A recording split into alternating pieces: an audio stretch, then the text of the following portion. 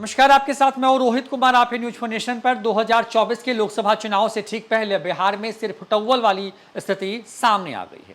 हो कुछ यूं रहा है कि अब बीजेपी के अंदर ही दो धड़े ऐसे हैं जो कि अपने एक बड़े नेता के खिलाफ जो है आमने सामने आ गए हैं।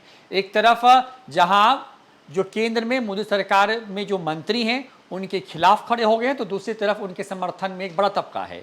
अब ऐसे में लोकसभा चुनाव के पहले बीजेपी में जो घमासान दिख रहा है उसका क्या सियासी मतलब है और किस नोटिस से बीजेपी बिहार के अंदर खलबली मच गई है, पूरी खबर विस्तार से। लोकसभा चुनाव से पहले ही बिहार बीजेपी के संगठन जिलों में भारी सिर्फ टव्वल है। स्थानीय सांसदों की कार्यप्रणाली को लेकर के दल के नेताओं में ही भारी असंतोष है।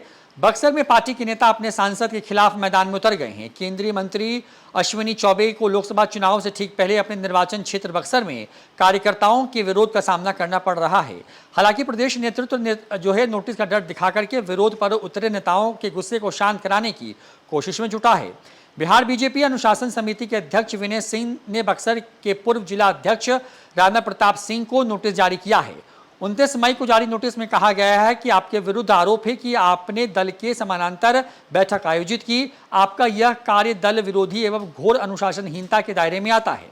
आप 10 दिनों के अंदर कार्यालय में उपस्थित होकर के लिखित स्पष्टीकरण दें, क्यों नहीं आपके खिलाफ अनुशासनात्मक कार्रवाई की जाए। 5 दिन पहले बक्सर में भाजपा जिला कार्य समिति की बैठक हुई थी, जिसमें केंद्रीय मंत्री सह स्थानीय सांसद भी शामिल हुए थे। इस दौरान पार्टी कार्यकर्ताओं के एक समूह ने केंद्रीय मंत्री का जमकर विरोध किया, उनके खिलाफ नारे लगाए। भाजपा कार्यकर्ताओं के एक समूह ने अलग बैठक की, जिसमें कहा गया कि साल 2024 के लोकसभा चुनाव में पार्टी को अश्विनी चौबे की बजाय किसी स्थानीय कार्यकर्ता को उम्मीदवार बनाना चाहिए। विरोध करने वालों का कहना है कि सांसद चौबे के कारण ही विधानसभा के चुनाव में जिले की सभी 6 सीटों पर एनडीए को बुरी हार का सामना करना पड़ा।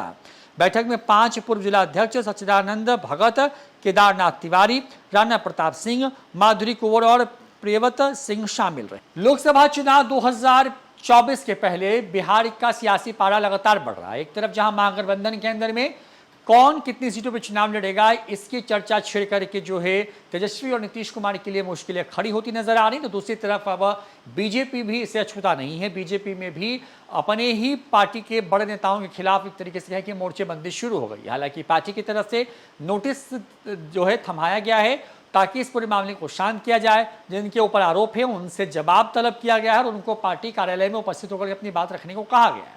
बिहार में पिछले लोकसभा चुनाव में 40 लोकसभा सीटों में से 39 सीटों पर तब की एनडीए ने जीत हासिल की थी, जिसमें नीतीश कुमार की जदयू, बीजेपी और चिराग पासवान की लोजपा शामिल थी।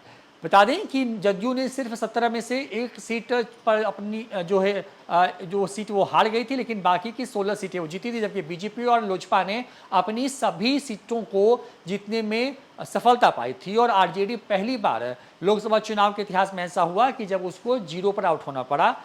इन तमाम खबरों के बीच में अब लोकसभा चुनाव क्योंकि अब नजदीक है, साल 2024 की शुरुआत में ये चुनाव होने हैं, लिहाजा तमाम पार्टियां अपने अपने हिसाब से तैयारी कर रही है, लेकिन अभी से जो बागी गुट है वो लगातार सर उठा रहे हैं। फिलहाल इस वीडियो में इतना ही। नमस्कार।